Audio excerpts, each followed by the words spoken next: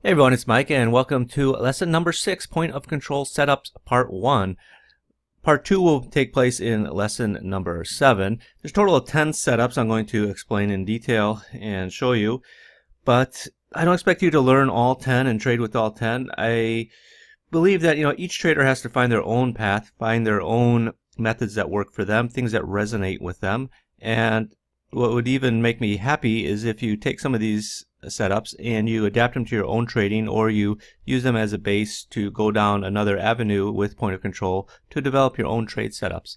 So really what it's about is about getting the ideas to you, and hopefully you can take them and run with them and develop them into something that's going to work well for you. So before I get started, a brief disclaimer: this presentation is for educational and informational purposes only and should not be considered a solicitation to buy or sell a futures contract or make any other type of investment decision. Futures trading contains substantial risk and is not for every investor.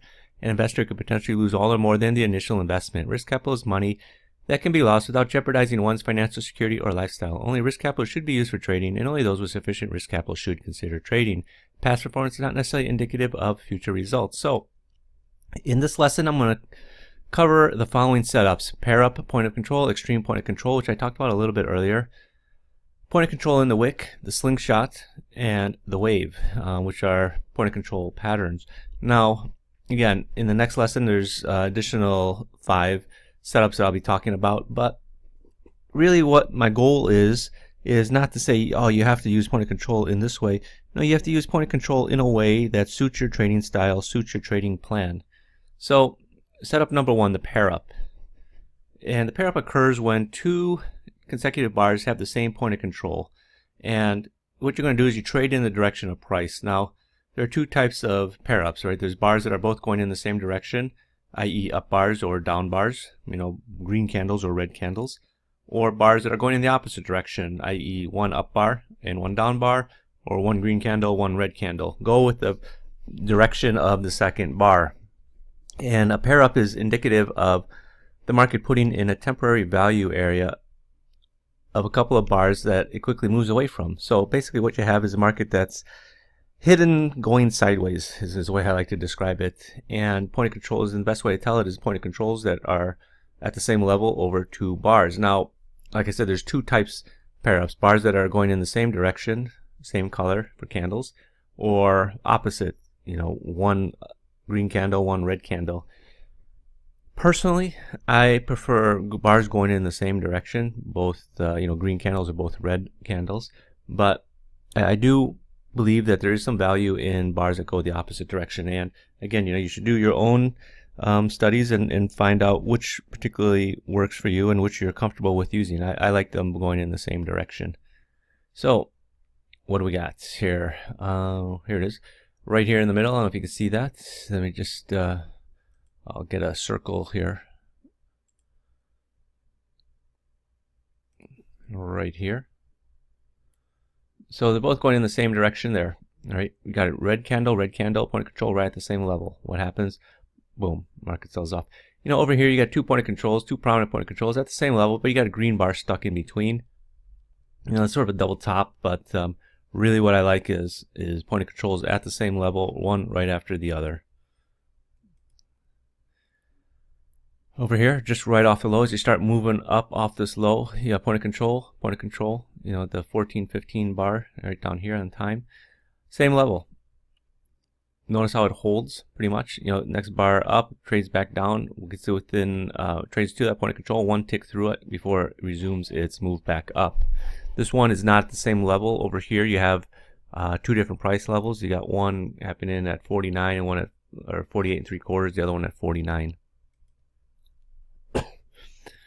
Okay, now this is a 1-minute chart. The previous charts I showed you were 8 range charts. The way I'm going to show you all these setups are range-based charts, 1-minute chart, and 5-minute charts. So that will explain the different chart types, so you can see it on different time frames. Now, this is one here where it's the opposite bars, right? You got a red candle, then a green candle, then you got another red candle. That's not really what I like. If I was going to go with the direction, I'd go with the direction of the second candle. Here you also got it. You got green candle, red candle. Okay, go in the direction of the red candle. This first one failed, it just sold off, stopped you out. The second one also failed. That's why I prefer two of the same candles, both red candles or both green candles. Here you got two red candles. Then you see right as the market starts selling off. Here again you got the red and the green. When you're dealing with a minute-based chart, all right, the problem is it's time dependent, right? When you're looking at a range-based chart, you're watching how price moves from one level to another level. And oftentimes when you're dealing with a 1 minute chart, you get markets that are just dead, going sideways. And you often have point of controls sort of lining up around the same level. And it's just a sideways market. You're trying to trade breakout, but it's not really going anywhere. But when I start seeing point of controls bars pushing lower, point of controls at the same level, I'm more inclined to take those trades rather than down candle and green candle, even though point of controls are at the same level. Here's this is also a 1 minute chart. Coming up off your low, point of controls, pair them up right here. Next bar opens up, just continues on higher. I like that pair up, right, of the same colors. Right over here, you got your pair up. You got pair up here. Right, next bar traded lower, came back up, still going sideways. Another pair up here. Now you're trading much lower, and the market sells off. So again, you can see how it works on a 5 minute chart. Over here you've got the pair up, but it's the opposite colors. Now, if I was going to use opposite colors, I'd be more inclined to use them on range-based charts than minute-based charts, because in minute-based charts you see markets consolidating more than you do on range-based charts, because range-based charts are based on making it new price ranges, right? So it's more important to me that we opened up, closed higher, point of control up near the top, next bar traded higher, came back down to the area, point of control put in some value there, and then continued back up higher. That's going to be more important to me than the clock just ticking, as you're going through, the trading day. That's why you often see on minute-based charts point of controls right around the same level. What's easier to trade, minute-based charts or range-based charts? Well, it really depends on your trading style. If minute-based charts, that at a certain time you're going to form a new bar. Range-based charts, in fast-moving markets, you're going to get a lot of bars really quick. So again, it comes down to your trading style. So that's the first setup. Second setup is extreme point of control.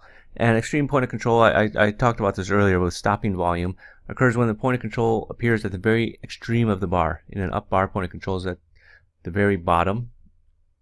In a down bar, point of control appears at the very top of the bar. It's the extreme of the bar, and it's indicative of stopping volume. I showed you this chart earlier. There's your stopping volume right there. Here's your stopping volume right here. You can see it. It's plain as day. This is why I love order flow. It's because it shows you this stuff very clearly. I mean, it doesn't get any more obvious than point of control at the bottom. Now this red bar here with point of control at the bottom is not stopping volume. If it appeared at the top of the bar, that would be stopping volume. If it appears on the bottom of a red bar, no, it has to be at the top of a red bar. It should be at the bottom of a green bar or green candles, because what's happened is the market sold off. It's a reversal setup. So you need a move to reverse, basically. And you're looking for volume to come in as support or resistance.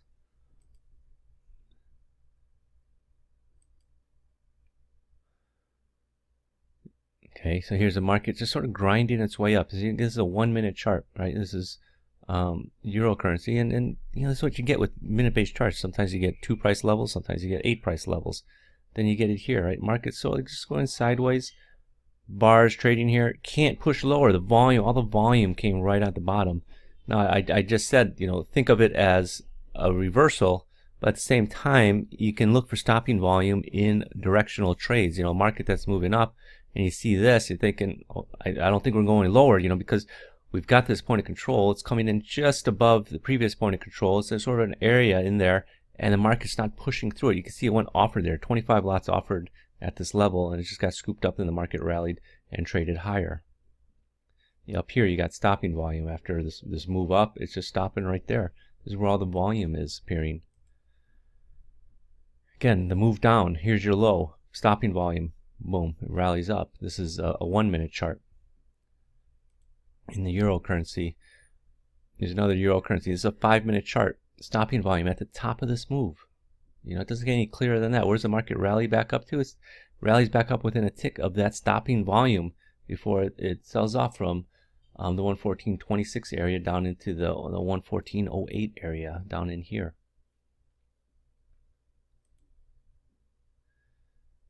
Okay, now this is E-mini S&P is a 5-minute chart. Okay, you see it here. This is the night session, stopping volume right here. You still got the volume there. Second time you touch it, third time you touch it, less volume, and the market made it squirted higher. I mean, look at that. That's these are, this is 1 in the morning, and whether it's 1 in the morning, whether it's 1 in the afternoon, the same concepts apply. So basically, what you're looking for is you're looking for the green candles, the up candles with point of control at the bottom, the red candles with point of control at the top. Now, if you're using the Order Flows Trader software, you can set it so that it will highlight it to you. So it's just obvious. It's just more cleaner to see. But again, you got 2 eyes. You should be able to see that quite clearly. So setup number 3, point of control in the wick. This is actually one of my favorites. And if you're familiar with candlestick charting, you should know what a morning star pattern is and a hammer pattern is. Forex traders refer to them as pin bars. These great Forex traders, guys that just got new to trading, think they discovered the holy grail with pin bars. And when they work pretty good. But when they don't work, you don't hear anything from them. And what I've found is, I've always liked them even before I got into order flows. I was always looking for those patterns actually. But what I found with order flows, when you mix it with order flow, it actually becomes more effective. And what you're looking for is point of control in the wick, okay, in the wick of the candlestick pattern. And it's a reversal pattern. It's a reversal pattern, but by itself, it's not always accurate. Maybe it's got 56. It actually seems a bit higher. It seems like in the 60% accuracy just by itself. But again, when people talk about accuracy of a candlestick pattern, it could sell off 2 ticks, or it could sell off 20 ticks, and they'll say, well, the 2 ticks, see, it sold off. Yeah, but it didn't hit your profit target. What you want is, something going to be more effective. Even though it sells off, you want to be able to make money on it. You don't want to just have the moral victory. Well, yeah, it sold off by 2 ticks, but you didn't take any profits, right? You want something that's going to give you better profits. So what do we got? Here, this is a pin bar. Well, this is candle in the wick, okay, or sorry, the point of control in the wick. People say, well, that's not a pin bar, because it's not in the top 30%. Okay, fine, fair enough. Really what I'm looking for is a small body, a long wick, and point of control in it. This one, yeah, technically it meets the criteria, but it doesn't have the short body. This one, again, is borderline. I really wouldn't consider this a shooting star. This one is borderline hammer. This would be a better shooting star up here at the top, and it would be beautiful if the point of control was up there. But for the point of this slide is this one right here. This one not really qualified, even though it's in the wick, and this one's in the wick. If this was shaved here by 1 price level, I would consider it. But it's over half the price level is the body. I like it to be less than half. Again, I'm not a stickler that it has to be certain amount, 30% or 38% or anything like that. I think that's all nonsense. Over here you got a pair up as well in the point of control as well. So you're starting to see these patterns. So as you start going through these setups, you should be able to see them developing right here. This one, not so much. I mean, even though it's in the wick, I just like it a little bit higher. I say in the wick, but I prefer it lower. But in the wick, in the wick, in the wick. That's what I'm looking for. So that was also there's a range-based chart. Now to the minute-based chart, right up here. To me, this is more indicative of a star. This one, not so much. I'd like a little smaller body, but okay, you can only take what the market's going to give you. You can't trade what the market is not giving you. Sometimes it just doesn't give you the exact pattern. That's why I crack up at these people. I'm a candlestick trader. I'm looking for this pattern, and it's got to be exact. It's got to be perfect. Markets don't trade in perfect. Markets are the most imperfect thing. Well, they're perfect for trading, but what I'm saying is, patterns are never exactly alike. That's why everyone talks about fractals. But the patterns, no two patterns are going to be exactly alike. But this is what I would consider it. This one, optically, it's there. So it's very similar to this one. You got 1, 2, 3. It's in the 4th price level. This is in the 5th price level, but the bar is just a little bit too long. I mean, for some people, they say, yeah, that can qualify. But this one, I think, just stands out much cleaner. Down here, I consider this one right here. This one, even though it's in the wick, again, the body is quite big. I like a smaller body, and the wick, in the point of control, a little bit lower down, rather than being so close to the middle. At least this one is, in the bottom third. This one I like. It's right up here, 3rd level from the high. Body, it's kind of big. It's less than half, which is good. This one I prefer my hammers to be green, not red, even though it did go up. But like I prefer this one here, not really a hammer because it's not this low. This one here, right here at 340, this low is not lower than this. So to be a hammer, it would have to be pointing down through this low. It's not. This one, not a hammer, and it's not even in the wick. But the one is this cell up here, from imagine getting short here at 27.29 all the way down to 27, at least here 27.24, or just sort of goes sideways 24.25. This would be optimistic down here at 20. This one right up here, this is a beautiful one. You got the very small body, point of control right up near the top. I think it's in the 5th level of a bar that's got about 20 price levels. That's what you like to see. And look how beautiful this one is. 27.40 down to 27. Almost, it comes down here down to 27.30 before it makes that final run all the way down here to 27.10. This is a 5-minute chart, so you see it on 5 minute, you see that on 5 minute, you see it on 1 minute, you see it in euro currency, you see it in E-minis 8 range chart. So the same patterns appear time and time again, and as you start looking at them more and more, once you know what to look for in the order flow, I think it really becomes very easy for you to understand what to look for in point of controls. So setup number 4 is the slingshot point of control, and this is one that I haven't shared with. I've only shared with one other person actually, but it's something that I've been using for close to 2 years. And it occurs over 2 consecutive bars that are both moving in the same direction, i.e. 2 up bars or 2 down bars. And in the case of 2 consecutive up bars, 2 green candles, the point of control in the second bar is lower than the point of control in the first bar. So think about that. Okay, so you got 2 bars going up, 2 green candles. Point of control in the second bar is below the point of control of the first bar. Now, I just went through a lot of lessons where I say, on a market moving up, point of control should be higher. Now I'm telling you, well, there's a setup here where it's actually lower, but the bar closes higher. So it's going to be important. I'll show you in a second. And in the case of 2 consecutive down bars, 2 consecutive red candles, the point of control in the second bar is going to be higher than the point of control in the first bar. Go in the direction of price. Think of how you use a slingshot. Right? If you know what familiar with a slingshot is, right? You hold the slingshot in one hand, and then you pull the elastic rubber part back with your little rock inside, and then you let go and it goes forward. It's sort of the same thing. In this case, the point of control is pulling back before launching price forward. So do you see it? Okay, maybe not, but let me just make it easier for you. Right here. Got an uptrend going on here. Boom, boom, boom. Point of control in this bar, even though it's a green candle, is lower. This bar was starting out, it was a red candle. It looked like market was probably going to start to sell off, and it was putting in some volume down here, churning back and forth, before eventually started squirting higher.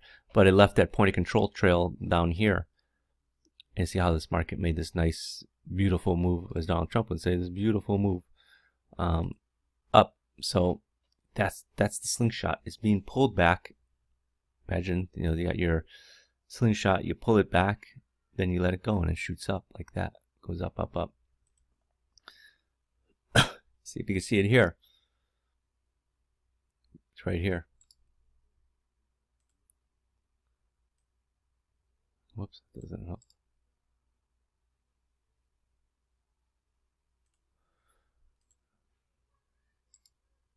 Cut that one out. Sorry about that. But it's right here. Okay. So what do you got? Market's moving down, starts moving back up, puts in that higher point of control, slingshot, engaged, and then it sells off quite nicely there. This was one that I know works. I like to use it also in when I'm looking at Forex pairs. Works nicely there. Okay, so what do you got here?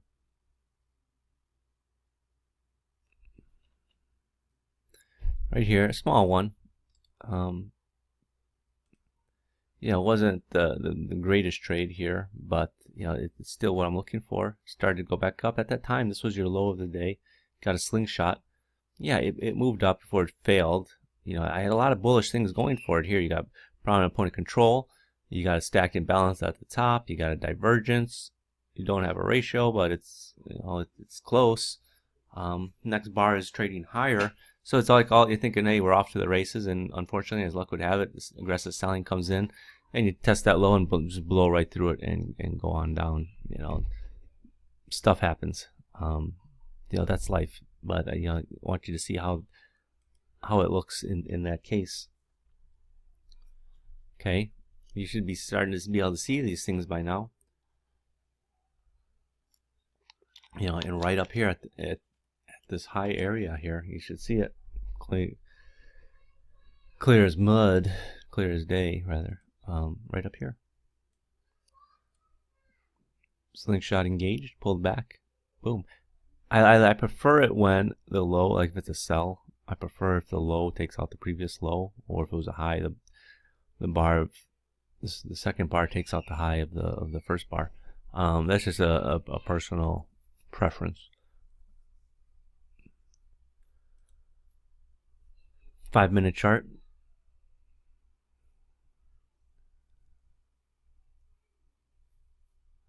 See it? Yeah, sometimes you sort of got to go through one by one, but there's a couple here actually.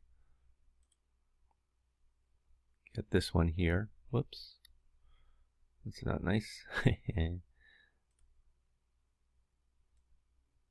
one right here. There's another one right here.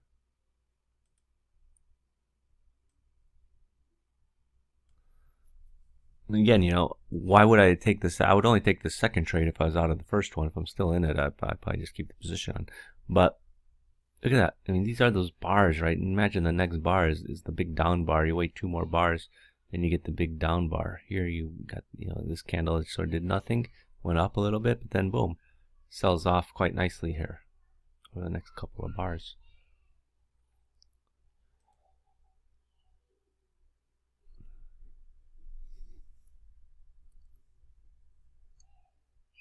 Now, if you see it here, once you know what to look for, honestly, you start seeing these things. It's right over here. Pull back up into the stacked imbalance area, puts in some value there. Imagine that, and then boom, sells off. Now again, you got a pair up here. You got opposite pair up here. I prefer this one. You got a little bit of a sell off, and then look at this. You got a hammer with point of control in the wick, and it makes a move up.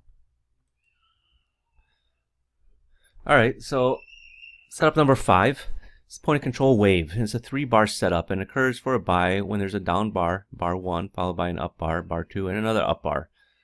The point of control for bar 2 is going to be below the point of control in bar 1, and the point of control of bar 3 is above the point of control in bar 1. So you have a point of control in the first bar. Second bar, point of control is below the point of control of the first bar. Second bar, point of control is above the point of control of the first bar. That's for a buy. For a sell, it's the opposite. You have a green candle, green bar, an up bar. It's got a point of control. Then the next bar is a down bar, red candle. and another down bar. The point of control in bar 2 is going to be above the point of control of bar 1. And the point of control of bar 3 is going to be below the point of control of bar 1. It's a reversal pattern, and it's going to be most effective around swing high, swing lows. That's where you should key in on it in the market. And where do you see it? See it right here? Hopefully you can see that.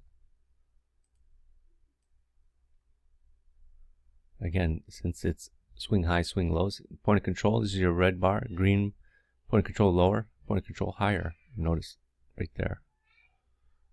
You have another one happening right here, point of control, here, here, continues up. This point of control is the same level. Then you got point of control here and here, right? This is off your high. Look at that, right there. This one, point of controls are sort of bunched together, but it's point of control, one tick higher, one tick lower, and it sells off. Here, again, point of control, below, above, goes higher. Boom, boom. This one is one that I like a lot as well. And you see it a lot, but I think for me it's a reversal pattern, so you should be looking at it around reverses. So you have it here. You know, you got the red candle, then green, and then green. Point of control higher, point of control lower. This one, no, because you got green candle, point of control higher, point of control at the same level. This one, no, point of control is green, but then point of control is there.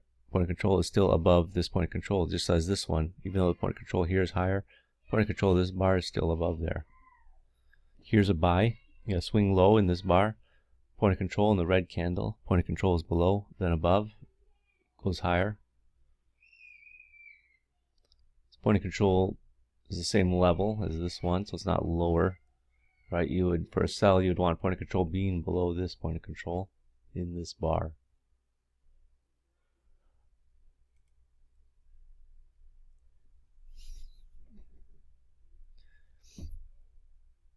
Okay, right here's the most obvious one.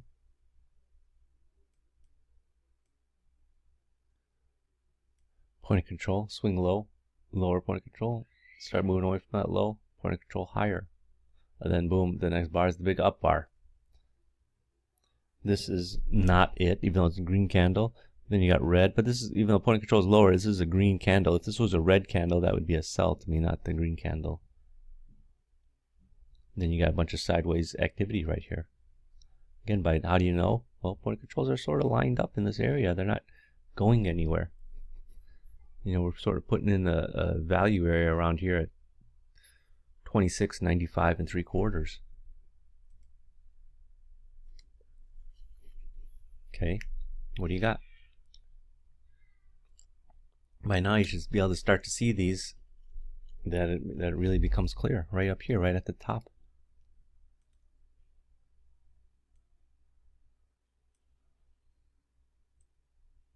It's a bit wide, you know, point of control higher, point of control lower, and you just continue in that direction.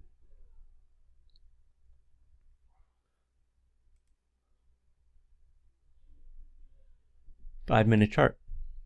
What do you got? Take a look right here.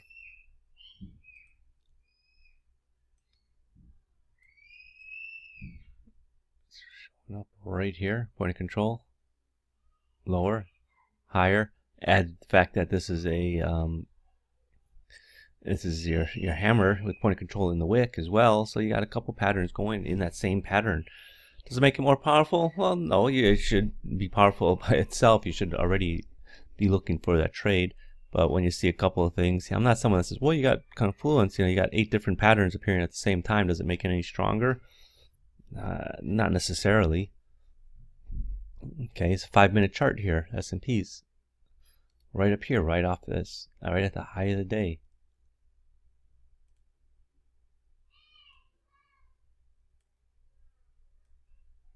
Point of control higher in the red bar, point of control lower in the second red bar. You start selling off.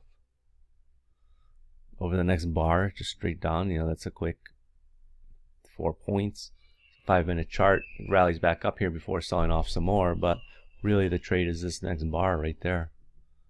You know, the longer you stay in the market, the more at risk you are. So, you know, if the market goes in your favor quickly, take your profit.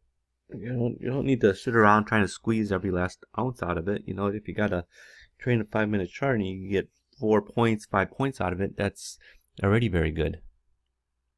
So this is a 4-range chart now, right? I was showing you 8 range. I showed you minute-based chart. I showed you 5-minute chart. So this is one that also can work on lower time frames in the sense of, you know, 4-range charts.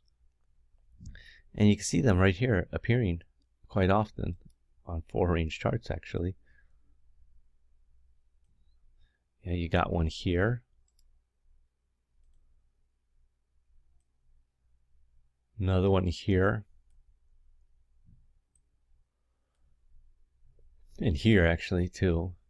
You know, this was a buy, and then you turned around with a sell, turned on you, and then another buy right here.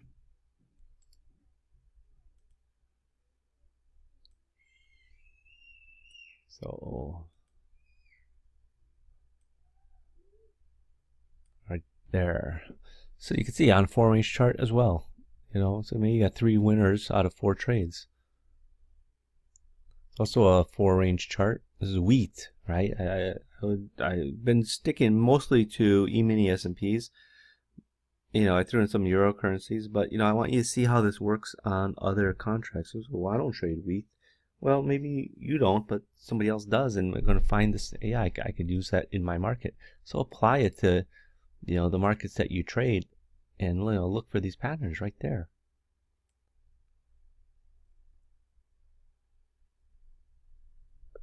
So, you know, there's no excuse for not being able to find a pattern. That's 5 setups I just went through. And, you know, hopefully you can find 1 or 2 of those that you say, you know what, that makes perfect sense to me. I'm going to use that in my trading. That's the whole point, right? Take what resonates with you, things that you can work on and develop, and apply it to your trading. So that concludes lesson number 6. Thanks, everyone. And I'll see you on the next lesson. The next lesson is part 2 of the setups, which is another 5 different setups I'm going to talk about. And again, it's not about getting you to trade with every single setup. No, it's about getting you comfortable with point of control that you can take 1 or 2 of these setups and apply them to your own trading. So thanks, and I'll see you on the next lesson.